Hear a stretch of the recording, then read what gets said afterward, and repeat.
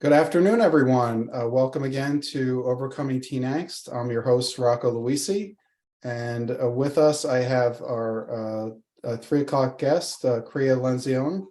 Welcome, Kriya. Hi. And today's topic is the art of teen whispering for connection and influence. Just a little bit about Kriya.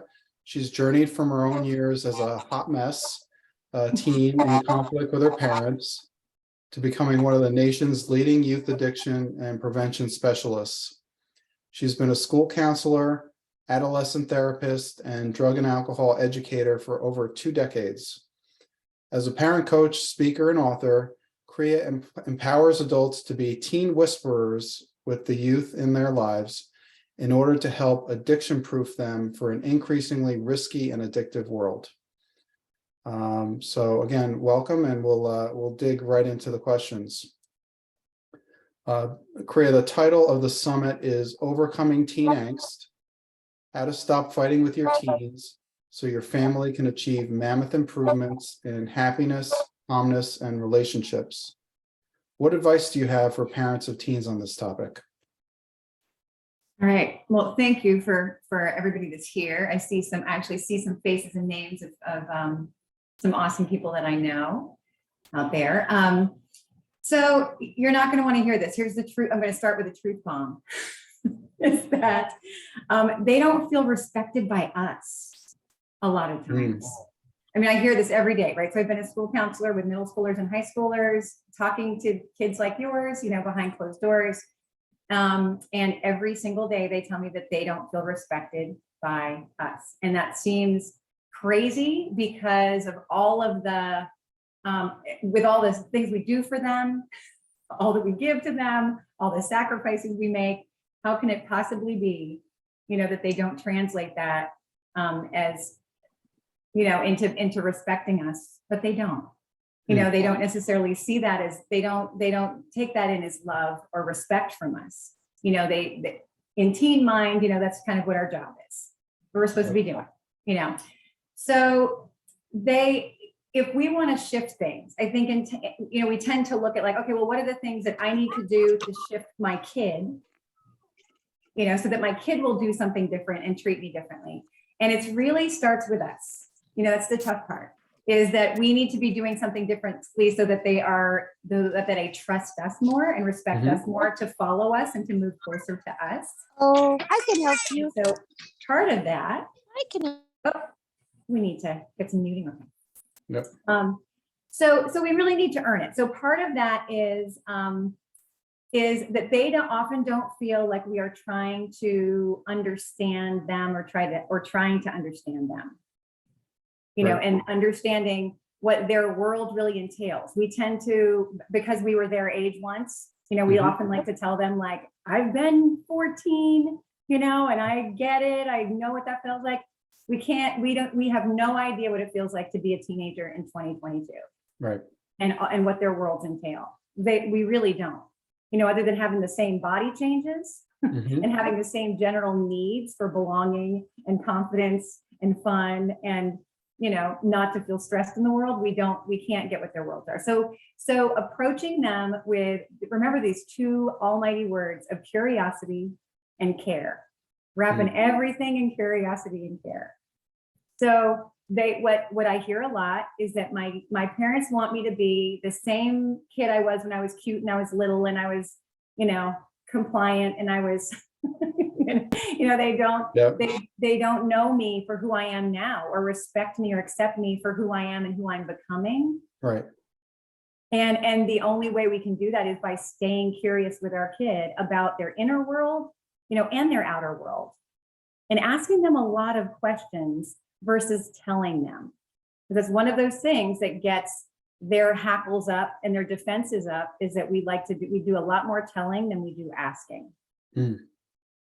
I find, just to follow up a little bit on what you just said, I find sometimes that when either my wife or I ask questions, it's met with annoyance, and maybe it's the questions we're asking, or like we're bothering them, or like we're interrogating them. Like, we try and ask it in a way that's not annoying, but I don't know if it's the subject or how we're asking the questions, but I thought the best way to, to have good conversations was to ask questions, but that can be a lot of times met with like, leave me alone, you're bothering me, or stop annoying me.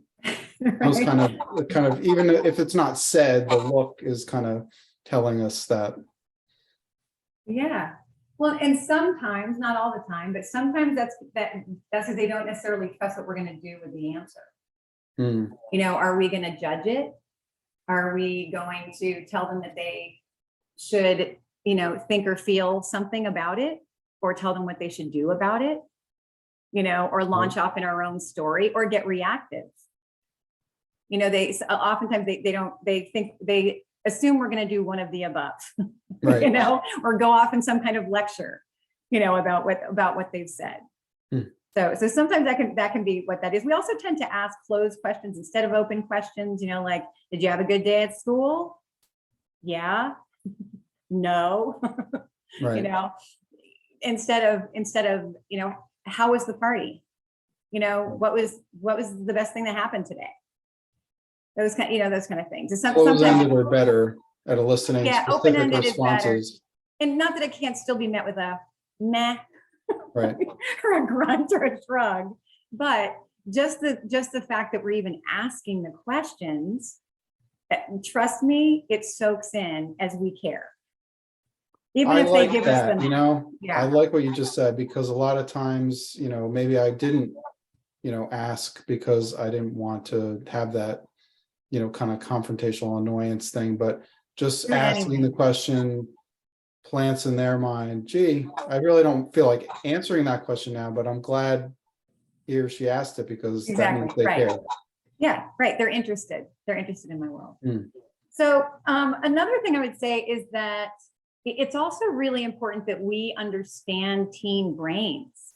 As simple as that sounds, is that we can tend to, on our end, right, some of the fighting and the conflict is our own reactivity, or our own, where we personalize, what they're doing or not doing, right? The fact that they don't seem grateful, that they don't seem empathetic, that they, are considerate, or that they don't get like the connection between a cause and effect, how other people are affected by their behavior, or how, their actions create a certain outcome. Like we can go crazy about that, and get all irritated at them about it, without, it's really helpful to understand the limitations, of what their brains are doing right now.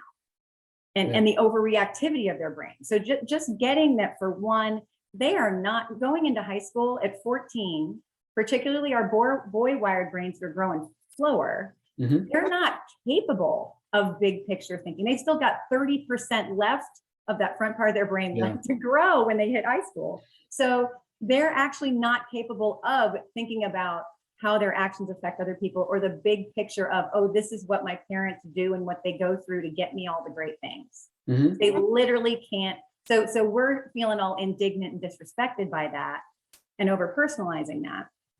And they're just not physically capable of processing that, or they're not capable. appreciating. No, that doesn't mean that we just dismiss it and be like, well, I guess I just have to deal with being kind of crapped on. I mean, that's because the role that we can play there is we're understanding, but then we're helping them, make those synapses connect and stretch those part of the brains to help them grow, by giving them some ways to self-reflect on that, letting how their actions affect you. All of those things do help them do that. But first, we just don't get overreactive about, or when they perceive things as threats really easily. For one, our tone of voice, a look that we have, and they'll be like, oh my God, you're yelling at me, Mom. All day you've been yelling. It's like, I just kind of looked at you away. And so remembering that they are extra reactive.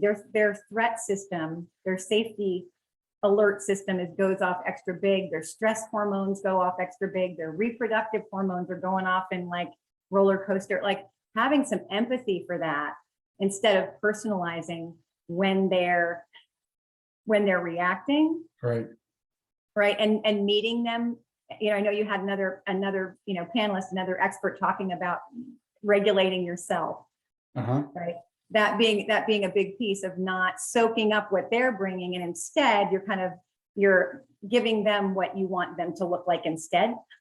Right. Here's how to do it. The parents controlling their emotions, Right. not getting sucked into, excuse me, not getting sucked into the team, the discussion. Right. But when we understand why they're doing what they're doing, in terms of some of what seems like their overreactions, and they're not able to control their impulses all the way yet, that front part of the brain, or their emotions, right? When they just have a feel, it gets really big, and they're not communicating with the part of their brain that goes, okay, what should I do about this? How do I reel this in? Right. So instead of getting upset about that, we remember, okay, they need our help with this.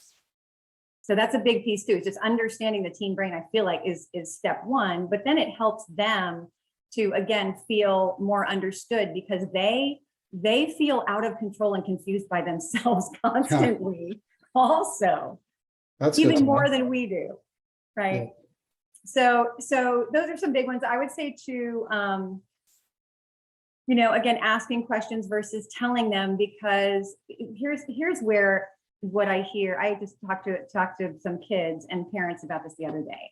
Is there's a question about like expectations and discipline, and parents being, they're freaked out and worried about the world out there, so they of course want to put in all the restrictions and the protections and and doing all of those things. But this 13-year-old came to me and said, why my parents always do these things for me and to me without me, without including me. And it's hard for the kiddo on their end isn't necessarily seeing the big picture of like, your parents are freaked out because they love the heck out of you. Yeah. This is what's going on for them. And here's all the things that they're afraid of, because the kids, they can't see the bigger context of that. They don't have the 40 plus years of life that we do, or all the things that we know, right, and all the things that can go wrong. They don't know that. To them, it just feels like they're being controlled. Their parents are trying to buzzkill their life. They're, the rules are just being made because you're supposed to make them. I mean, they're not making those connections. Yeah. And so they're not going to have a buy-in on any of those things, whether it's about screens, or it's about drugs, or it's about them driving, or it's about their friends, who they're with and when and where. So including them as in those conversations, that doesn't mean everything's a democracy, but it just means that kids don't feel respected. Teenagers don't feel respected when they feel like their voice doesn't matter. And it's also not that we assume that they don't have thoughts and feelings that matter, or opinions or ideas.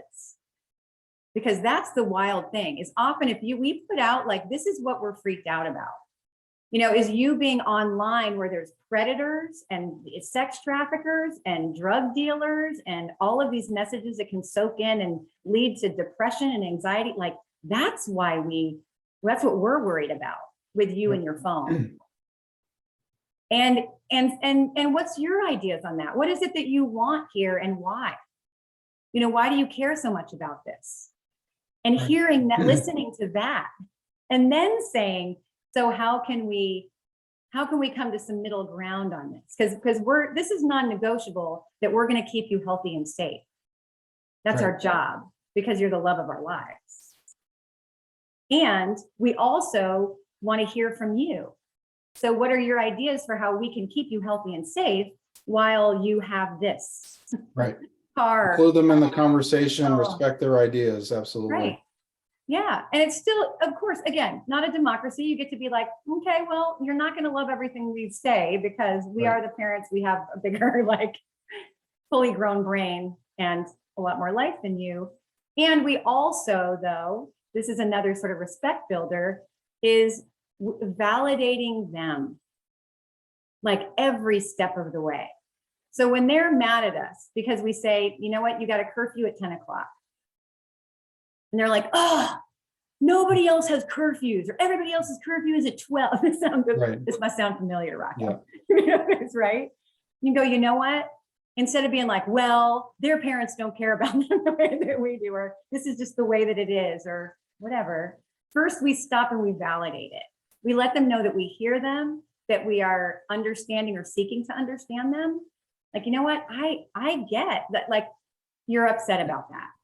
I get that, because these are magic words, the word because you don't want to miss out on anything, you know, and you're worried that your friends are all going to have this fun that you're not going to be part of, you know, and maybe you're getting made fun of a little bit for it because you have these different rules. I don't know. You tell me.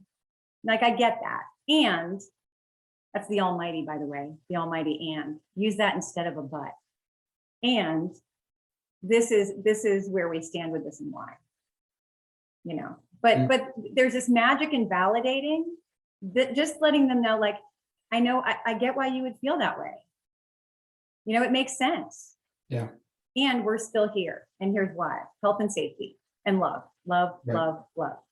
I think an important part of that equation for me has been not only listening to their point of view and allowing them to express that, but to somehow, in even a small way, incorporate some of what they want or what they say into a compromise. Because a lot of times, if you just say, all right, you know, what's your view on it? And then you're like dismissive of it, or you don't actually implement anything they say, they take the position like, well, why bother? Because I'm going to say what I want to say, and then you're not going to hear me.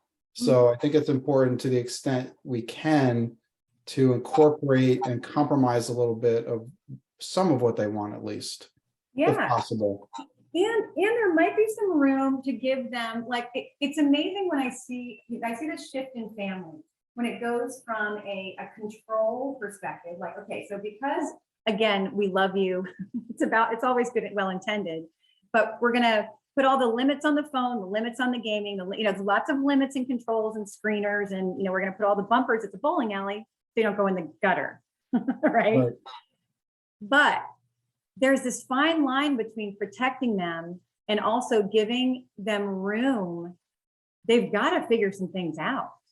Yeah. I mean, they've got to develop an inner compass, because ultimately the end game is not that they're not going to go from one to another controlling environment where somebody's going to, you know, it's not to just teach them to be compliant. It's to teach them to have an inner compass so that they can steer themselves healthily through this increasingly addictive, complicated, dangerous world. We got to remember that's the end game. Yeah. They're going to be on their own in a few years. Right. So all of the expectations, all of the consequences, you know, that's what they're all about, right? If we remind ourselves of that. So if that's the point, then sometime, like, we want them to, they need to be able to figure out some of their own, you know, trust in themselves and what doesn't work and what does work, right? So they got to have a little room to figure that out. You know, of course, we're not going to give them enough room that they can really hurt themselves or somebody else with. You know, that's the tough part. But so, for example, where can we, if we're choosing battles, you know, not picking every single battle that there is, right? So if we're choosing battles, then with screens, for example. So we know that lots of screens are a bad thing, to put it really generally. I mean, mental health, disordered eating, substance use, lots of things being connected with screens, but particularly mental health, right? So we know this, we have reasons for putting limits and gaming, right? But instead of saying, okay, I'm going to cut the game off, you know, we're going to turn this on so that it disconnects at 1 hour, or I'm going to come in and do this, or your phone is going to shut down after so many hours, or an hour before bed, or, I mean, so we can do it that way. Or we can say, you know what, like, here's why we want this. And here's the information, and hoping that they actually might soak in that information and want the same thing. Right. Is that too much to ask? They don't want to be depressed or anxious or preyed on or either, right?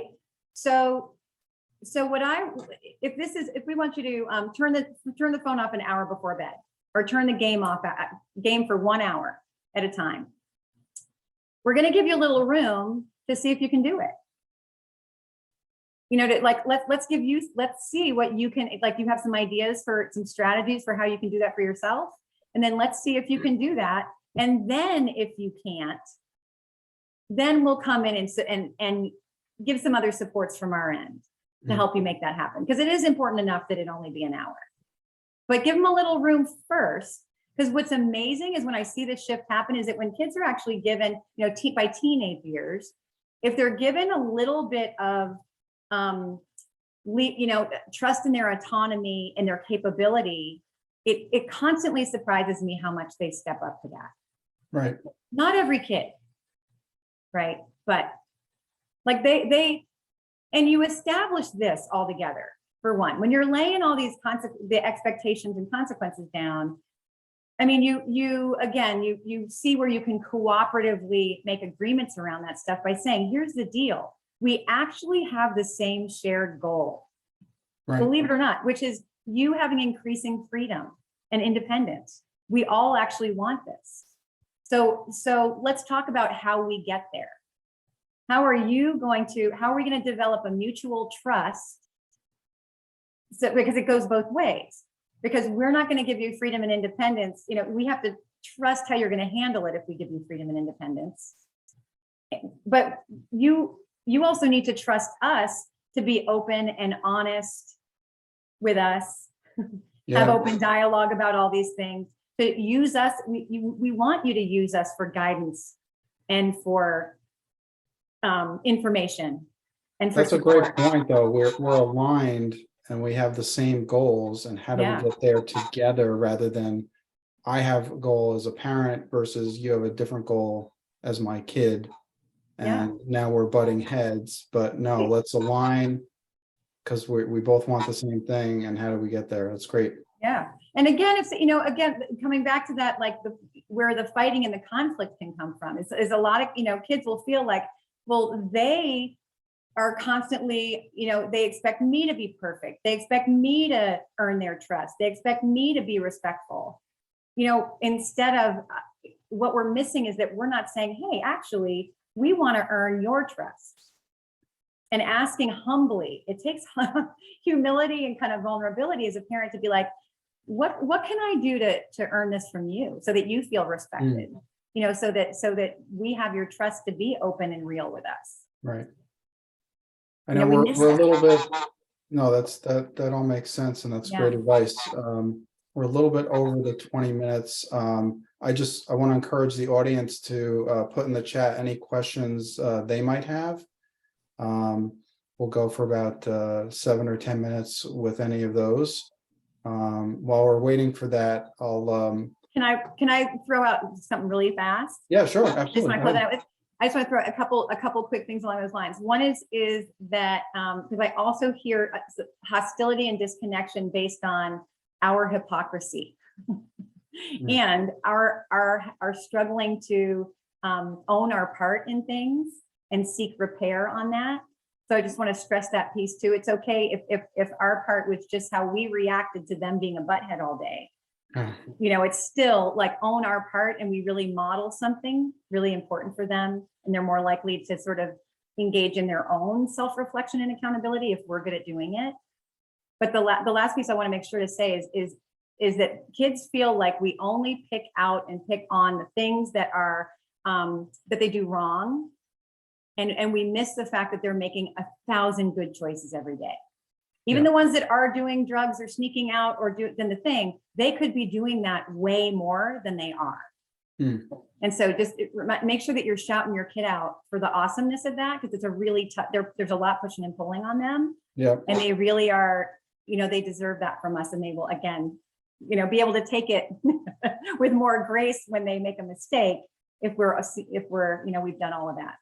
I hear that a lot. Like, Dad, you have no idea what's out there. You know, the kids are doing drugs and drinking and, you know, and sex and, you know, all sorts of, you know, bad things. And, you know, I'm not doing any of that stuff. So you got to appreciate me for give me credit for some of that. And I said, absolutely. I know what a great kid you are. And I appreciate and acknowledge all that. Yeah. And how do we get your F up? Now you're up to a C at least. Right. I know, like, So I got, we got one question in the chat so far. It's from Michelle W. mhm.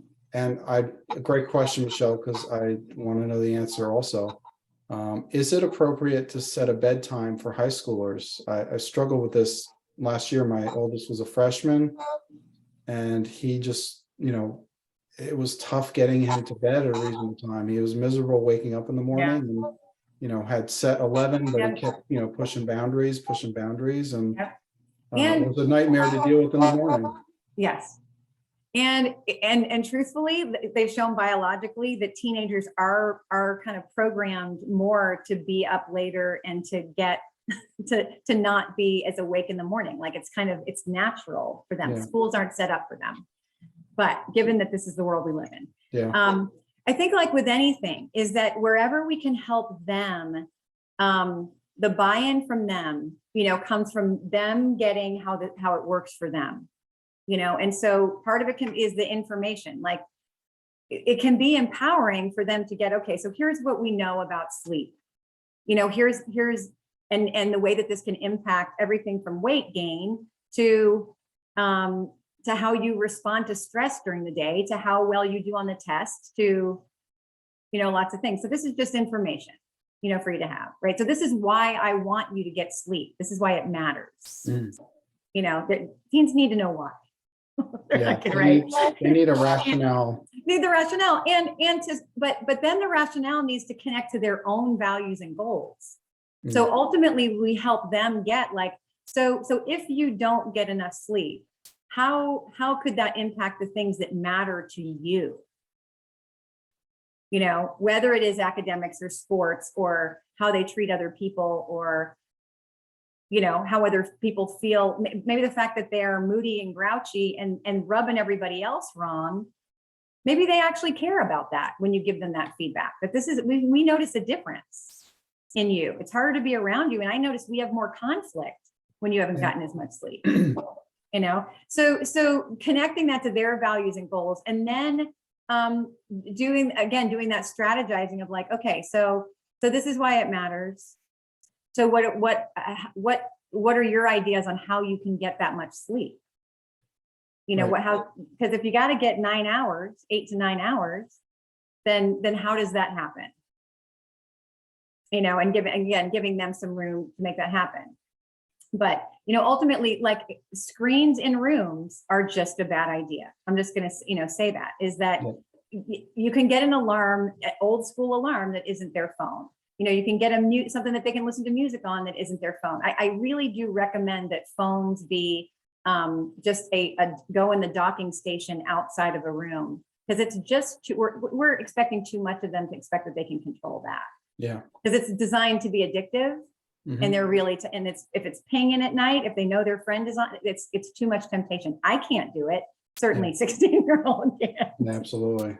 Do you know what I mean? I don't know if that helps at all, but I think that there needs to be, again, an attempt to get some personal, buy into that means something to them about why they should sleep. And then giving them the feedback about like, well, what did you notice today? So if they don't, so how did that feel to you today? I know you only got 5 hours of sleep. I'm just wondering how that went for you. Seriously, they might just. How's that working out for you? The almighty Dr. Phil question. Be a little condescending and sometimes helpful. Yeah. So we're almost at the half an hour mark. I want to share with the audience, you have a free gift for them, and why don't you tell us a little I about that? do.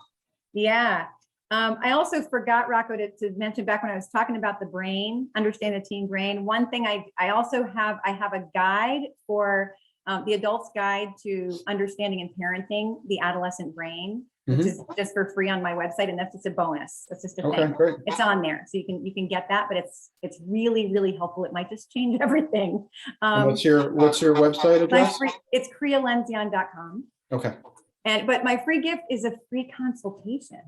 Oh, which nice. I know. So I do, I will give you a 20-minute free consultation on something going on with you and your teen. My Super Jam specialty is all things kind of addictive and risky, behavior. So screens and substances are certainly in that category, and anything going on around that. So we can talk for 20 minutes. I will not try to hard sell you on anything, any more time with me. I am available for coaching beyond that. If it looks like there's something you would like to get my ongoing support with, then we can talk about that. But otherwise, we can just do a little problem solving for 20 minutes. Awesome, Priya. Thank you so much. This has been really helpful. I know from Thank the you, Rocco. comments that it's been well received and very helpful. I know I'm going to implement a lot of these things that you and the other experts have shared with us today. So thank you for that. It was my pleasure. Thanks everybody for being here. All right, thank you. And we'll see everybody at 4 o'clock for the next interview. Thank you, Priya. Awesome. Bye, Rocco. Bye-bye.